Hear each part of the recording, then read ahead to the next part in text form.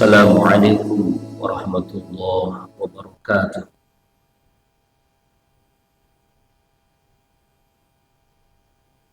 Innal hamdalillah nahmaduhu wa nasta'inuhu wa nastaghfiruh wa na'udzu billahi min shururi anfusina min sayyiati a'malina may yahdihillahu fala mudilla lahu wa may yudlil fala hadiya lahu. Asyhadu an la ilaha illallah wahdahu la syarika lahu wa asyhadu anna Muhammadan 'abduhu wa rasuluh la nabiyya wa la rasula ba'da. Amma ba'du faqad qala ta'ala wa lam yazal qailan 'alima. A'udzu billahi as-sami'il 'alim minasy syaithanir rajim. Bismillahirrahmanirrahim. Wa zakkirhum bi ayyamillah.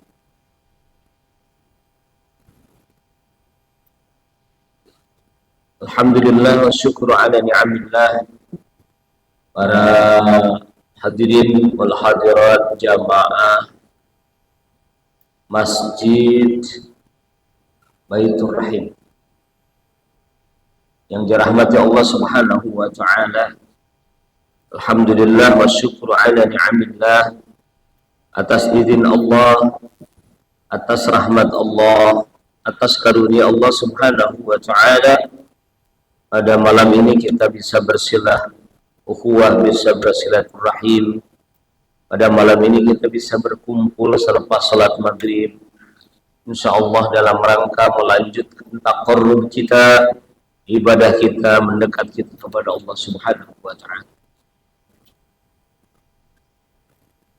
Alhamdulillah, Al-Fakir Yasin Mutahhar kebetulan sedang berada di Banda Aceh.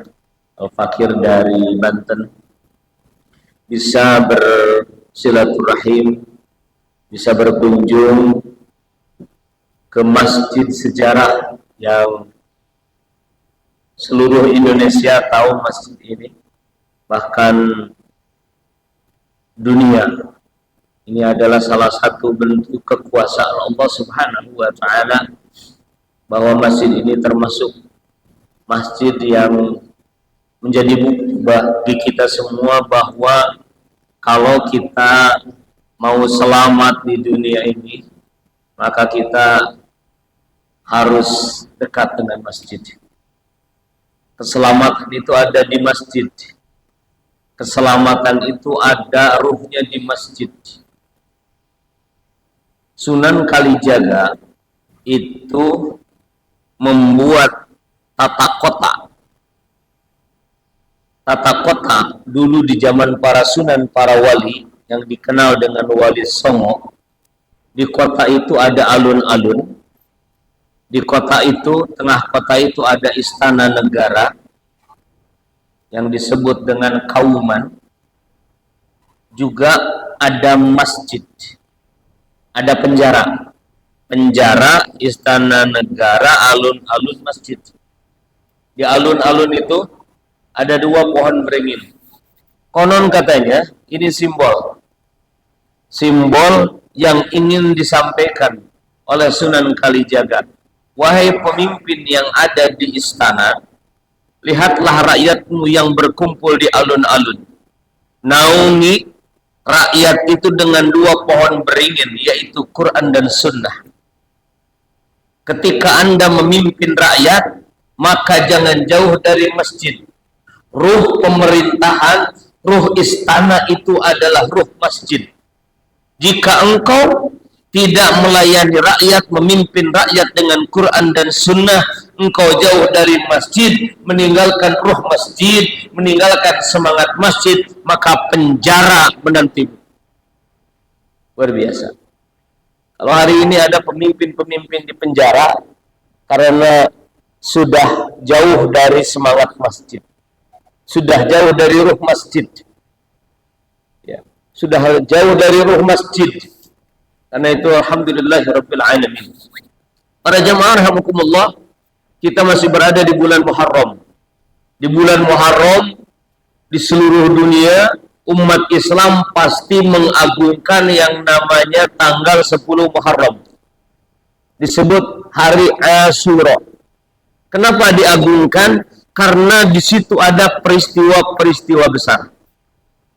Yang disebutkan dalam kitab-kitab tarikh, salah satu peristiwa besar yang terjadi di bulan Muharram itu adalah diselamatkannya Nabi Nuh alaihi salam.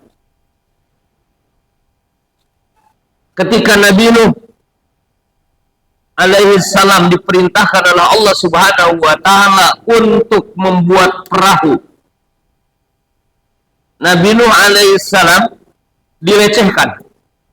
Ketika Allah memerintahkan kepada Nabi Nuh membuat perahu di dataran tinggi, kalau di sini mengirim banjir, bandang. Faqala kabu fiha bismillahi majreha wa mursaha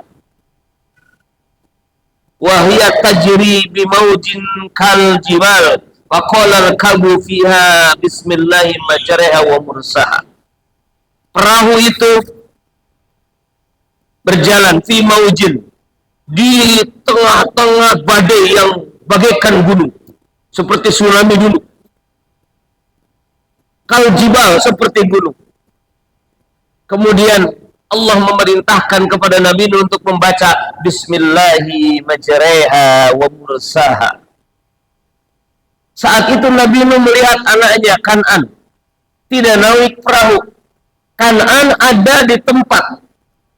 Nabi Nuh berkata kepada anaknya, wa huwa fi ma'zilin, dia ada di tempat yang terpencil, terpisah, tidak mau naik perahu. Kata Nabi Nuh, ya bunayya rkam ma'ana, wahai anakku, mari naik kemari bersama bapak, naik perahu supaya selamat. Apa kata Kan'an? Tidak wahai bapak, sa'awi ila jabalin ya'simuni minal ma', aku akan naik ke gunung. Kalau aku naik ke gunung, maka gunung itu bisa melindungi aku dari air bah, dari banjir. Gitu. Padahal kalau ada banjir, ini banjir, ini gunung. Airnya naik, gunung ikut naik tidak? Airnya naik, gunung ikut naik apa tidak? Tidak. Tapi kalau naik perahu, airnya naik, perahunya naik. Naik. Begitu.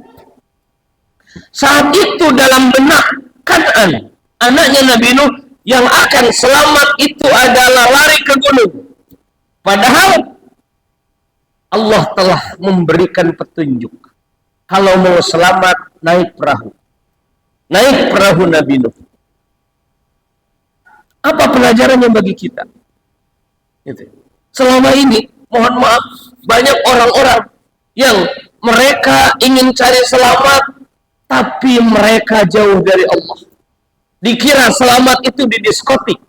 Dikira selamat itu mengikuti akal, mengikuti peradaban manusia. Padahal yang selamat itu adalah harus naik perahu Nabi Nuh. Perintah Allah. Imam Malik rahimahullah, beliau mengatakan, asy-syari'atu kasafinati Nuh, faman rakibaha naja, wa man lam yarkabha ghariqa. Syariat Allah itu, hukum-hukum Allah, syariat Allah itu seperti perahu Nabi Nuh. Siapa mau naik, masuk ke dalamnya, naja, selamat. Wa man lam yarkabha ghariqa. Siapa tidak mau naik perahu itu, dia tenggelam. Ini pelajaran bagi kita. Ya. Yang akan menyelamatkan Indonesia, yang akan menyelamatkan Aceh, Nangro, Darussalam itu adalah syariat. Bersyariat, menjalankan syariat, menjalankan hukum Allah. Yang akan menenggelamkan Indonesia itu ketika bangsa ini jauh dari syariat, malah mengambil peradaban barat, malah mengambil teori barat, malah mengambil hukum-hukum barat, malah mengambil hukum-hukum Belanda yang telah menjajah negeri ini, menanggalkan syariat Allah, menanggalkan hukum Allah Subhanahu wa ta'ala. Mereka menduga bahwa kalau ikut barat, kalau ikut Amerika, kalau ikut Inggris, kalau ikut Prancis, kalau ikut mereka barat, maka akan selamat, akan maju, akan jadi negara yang modern. Padahal kalau mau selamat adalah mengikuti syariat yang sumbernya dari Quran dan Sunnah. Alhamdulillahirabbil alamin. Kita bersyukur Aceh lebih dulu bersyariat meski belum sempurna, betul. Meski belum semuanya, betul. Saya tadi ngobrol dengan jamaah ini di Masjid Kuba. Subuh tadi ceramah di Masjid Kuba. Ada jamaah yang dia mantan pegawai di bank syariah. Kemudian dia keluar. Karena kata dia, ini bank syariah juga masih meragukan syariatnya itu. Beliau cerita, saat ini di Aceh itu yang terlibat dengan rentenir itu banyak. Gitu. Kalau datang ke pelosok-pelosok itu banyak juga ternyata yang terlibat. Bukan lagi dari luar Aceh, tapi orang Aceh pun ada banyak yang menjadi rentenir. Wallahu a'lam. Saya tidak tahu tentang itu, begitu. Jadi hari ini kita bersyukur kepada Allah sudah ada syariat yang di sini diwadahi dengan adanya peraturan Aceh yang istimewa. Mungkin kalau kita melihat 10 tahun atau 20 tahun yang lalu, kondisi Aceh berbeda dengan sekarang. Ini baru segini, baru sedikit, belum semuanya. Kalau sudah semuanya, insya Allah akan lebih hebat lagi. Makanya jangan aneh kalau hari ini meski di Aceh itu syariat dijalankan, tetapi karena belum semuanya, maka masih tidak aman dari ancaman. Karena Allah Subhanahu wa ta'ala berfirman di dalam Al-Quran surah Al-Baqarah ayat 128, A'udzubillahi minasyaitonir rajim. Bismillahirrahmanirrahim. Afatu'minuna bi ba'dil kitabi wa takfuruna bi ba'd. Fama jazaa'u man yaf'al dzalika minkum illa khizyun fil hayatid dunya wa yawmal qiyamati yuradduna ila ashaddil 'adzab wa ma Allahu bighafilin 'amma ta'malun. Apa tu'minuna bi ba'dil kitab? Kenapa kalian beriman terhadap sebagian Quran, sebagian Alkitab? Wa takfuruna bi ba'din? Kenapa kalian mengingkari yang lain? Kenapa hukum itu tidak diterima semuanya? Sebagian diterima, sebagian ditolak. Fama jazaa'u man yaf'alu dzalika, maka tidaklah balasan bagi orang yang melakukan itu dari kalian illa khizyun, kecuali kehinaan fil hayatid dunya, dalam kehidupan dunia ini, wa yaumal qiyamati, dan di hari kiamat nanti, yuradduna ila asyaddil azab, akan dikembalikan menuju siksa Allah yang sangat berat, yang paling berat. Wa mallahu bighafilin 'amma ta'malun, dan sekali-kali Allah tidak akan lengah, tidak akan lupa dari apa yang kalian lakukan. Allah dalam ayat ini mengingatkan kepada kita bahwa tidak boleh memilih-milih hukum. Semua hukum Allah adalah hak. Semua hukum Allah benar. Semua hukum Allah bagus. Hukum Allah terkait dengan salat harus diambil. Hukum Allah terkait dengan zakat harus diambil. Hukum Allah terkait dengan haji harus diambil. Terkait dengan saum harus diambil. Begitu juga hukum Allah terkait dengan muamalah, terkait dengan bisnis. Hukum Allah terkait dengan seni, hukum Allah terkait dengan budaya, hukum Allah terkait dengan pendidikan, hukum Allah terkait dengan ekonomi, hukum Allah terkait dengan politik, hukum Allah terkait dengan jihad, hukum Allah terkait dengan kenegaraan harus diambil semuanya. Kalau kita mengambil sebagian-sebagian, maka kita masih kena ancaman. Karena jika demikian, maka kita secara tidak sadar sudah menolak, sudah menyatakan bahwa dalam kehidupan tidak usah ada agama. Ini yang namanya sekuler. Sekuler yang datangnya dari barat, yang awalnya di masa kegelapan Eropa, di masa di abad pertengahan yang disebut dengan masa kegelapan Eropa. Di Eropa saat itu semua urusan diatur oleh gereja. Diatur oleh gereja. Semua harus diatur, harus tunduk kepada gereja. Pemerintah harus tunduk kepada gereja. Namun karena gereja tidak punya konsep kehidupan, gereja hanya punya aturan terkait dengan manusia ketika di gereja, ketika menyembah Tuhan. Di luar itu tidak punya aturan, maka yang terjadi adalah kezaliman, yang terjadi adalah penganiayaan, yang terjadi adalah penindasan, yang terjadi adalah itu. Maka orang-orang protes pada saat itu. Ada orang yang mengatakan, kelompok yang mengatakan tidak boleh ada agama, kalau agama mengatur kehidupan jadi seperti ini, jadi rusak. Jadi rusak. Akhirnya terjadilah kompromi, jalan tengah. Apa jalan tengahnya? Agama boleh ada, tapi agama hanya di gereja. Dalam kehidupan gak boleh pakai agama. Bagi agama Kristen ini cocok, tapi bagi Islam tidak. Kenapa? Karena Islam beda dengan Kristen. Islam beda dengan Nasrani. Agama Islam bukan hanya agama yang mengatur bagaimana kita di masjid saja, tapi Islam mengatur bagaimana kita menjalani hidup ini, dimanapun, kapanpun, ketika melakukan apapun. Dari mulai kita bangun tidur, sampai tidur lagi, sampai bangun lagi, kita harus menjalankan agama.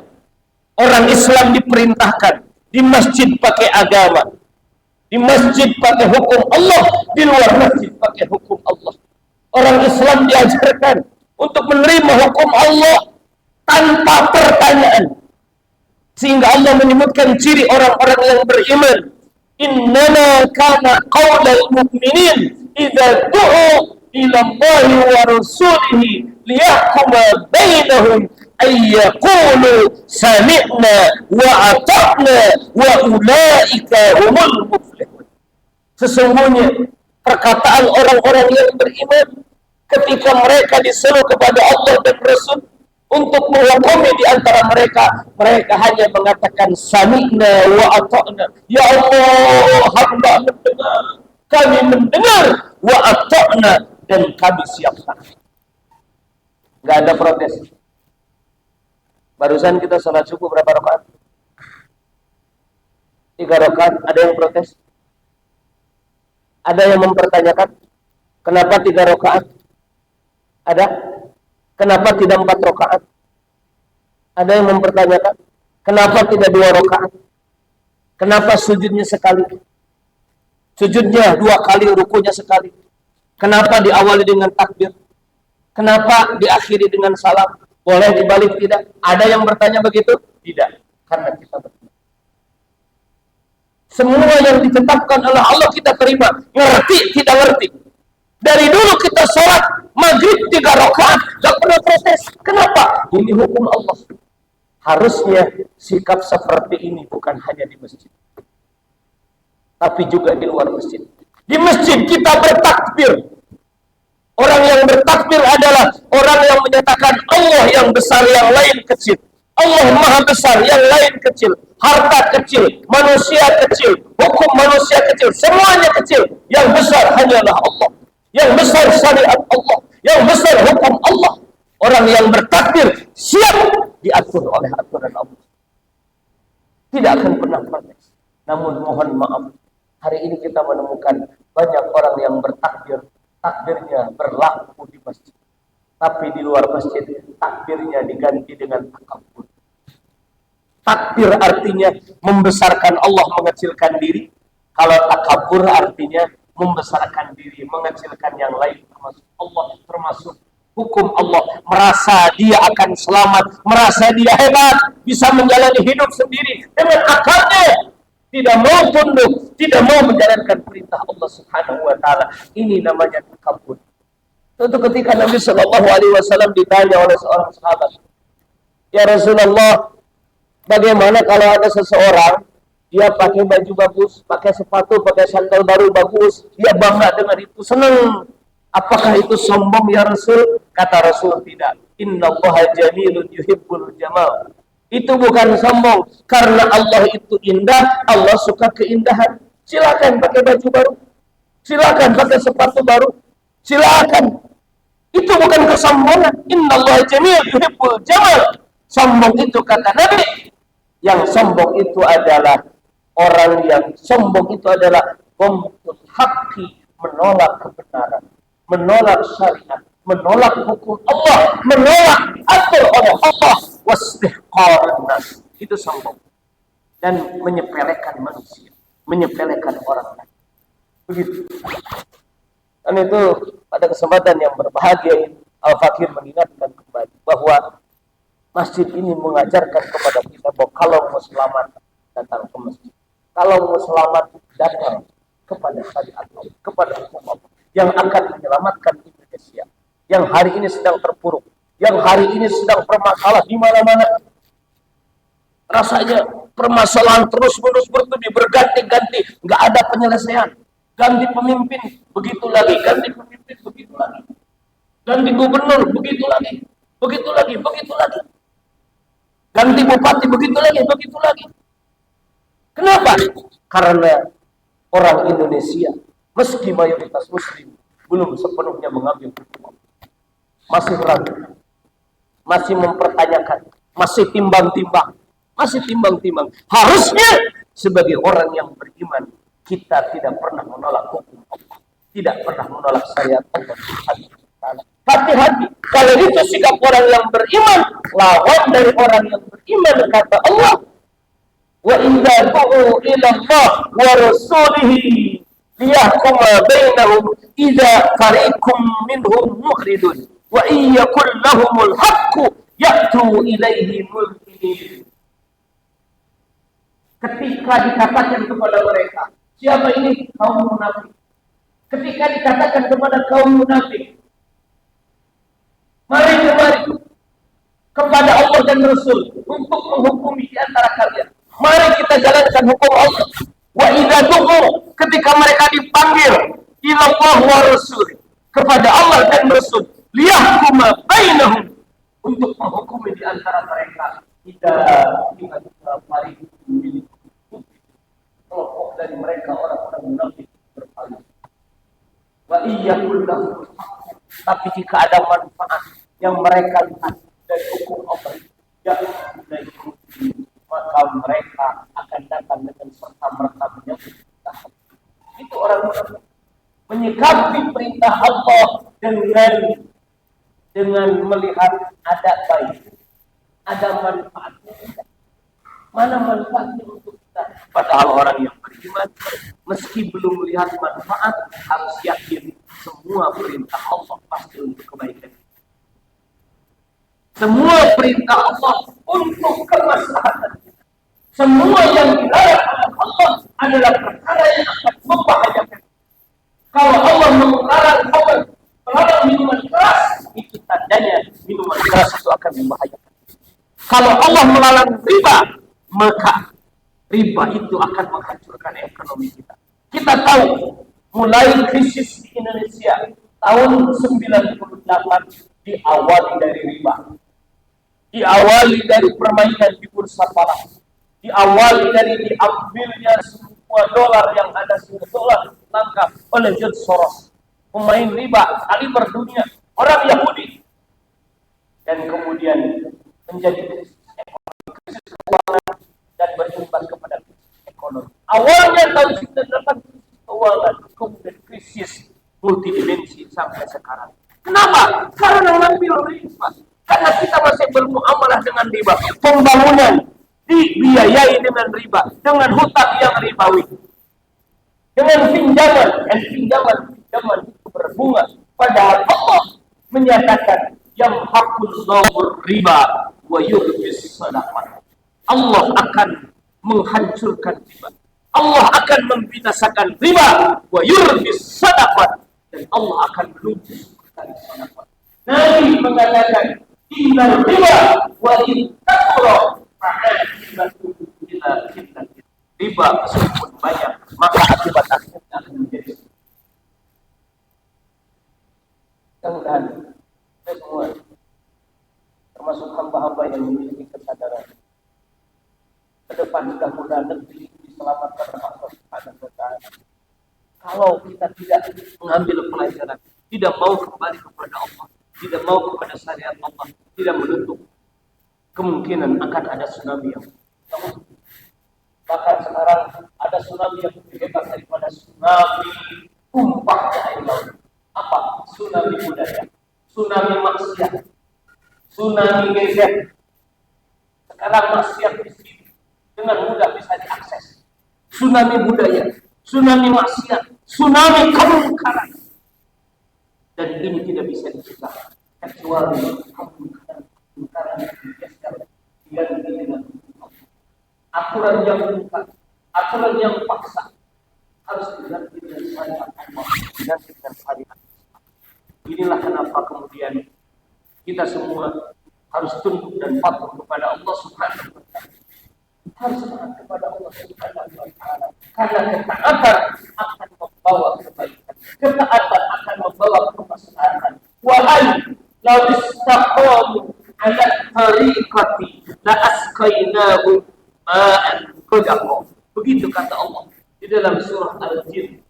Wa an law istaqamu, dan sungguh jika mereka manusia dan jin itu istiqomah, lurus, berpegang teguh ala tariqah, di atas jalan Allah, yaitu syariat Allah, mereka mau menjalankan Allah, la asqainahu ma'an qadaqa, maka kami akan memberikan air yang mengalir.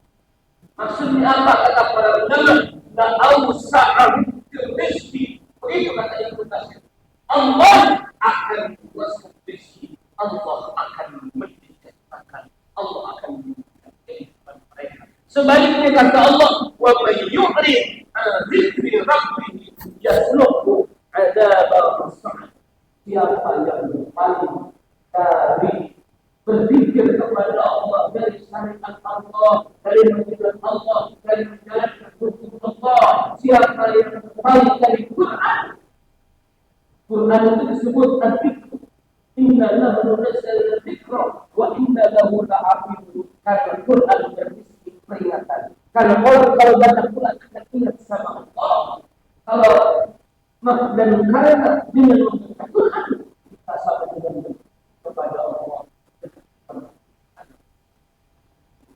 Siapa yang berpaling dari zikir, dari Quran, dari syariat Allah, yaslukhu adzan sa'adah, maka aku akan memasukkan dia ke dalam sayapnya.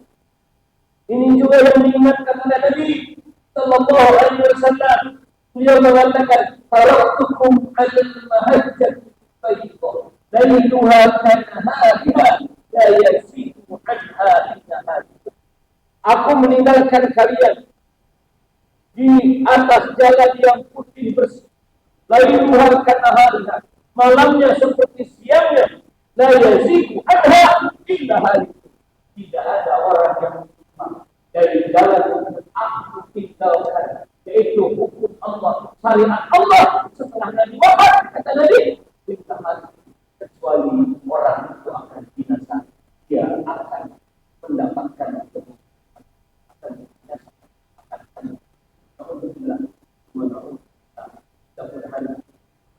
Allah Subhanahu wa Ta'ala memberikan kekuatan kepada untuk istiqomah di jalan Allah, untuk terus berjuang meski hari ini masih, karena insya Allah pertolongan Allah bersama Allah yang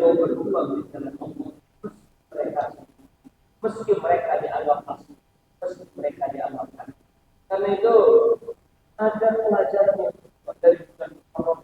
Bulan Muharram itu adalah bulan diselamatkan dari Fir'aun dan Allah dalam hati. Kapan Fir'aun pulang? Tanggal 10 Muharram. Kapan Allah menyelamatkan dari saat tanggal 10? Saat itu Nabi Musa alaihissalam dikejar-kejar oleh Fir'aun. Di depannya lautan, di belakangnya pasukan Fir'aun. Kaum Nabi Musa, pengikut Nabi Musa mengatakan, ya Musa, kita lamudrakun. Wahai Musa, kita akan kena. Inna lamudrakun. Kita akan bersusul. Kita akan bisa ditangkap oleh Fir'aun dan pasukan. Apa kata Nabi Musa? Kalla inna ma'iya rabbi saya. Tidak, kita bersama dengan Allah. Ada Allah yang bersama dengan Allah akan menunjukkan jalan bersama. Itulah kita. Bahwa kalau kita berada di jalan Allah, pasti akan memberikan jalan keluar. Pasti Allah akan memberikan solusi. Siapa yang sedang susah, siapa yang sedang menghadapi masalah, siapa yang sedang menghadapi problematika di dalam hidup ini, secara individu, dalam keluarga, di tengah masyarakat, dalam kehidupan bernegara, maka dia harus yakin kalau kita bersama dengan Allah, Allah akan memberikan jalan, Allah akan memberikan solusi kepada kita, Allah akan menyelamatkan. Demikian yang bisa Al-Fatihah sampaikan kesempatan yang berbahagia ini. Mudah-mudahan ada manfaat khususnya dari Al-Fatihah dan hukum berjamaah. Walaupun minggu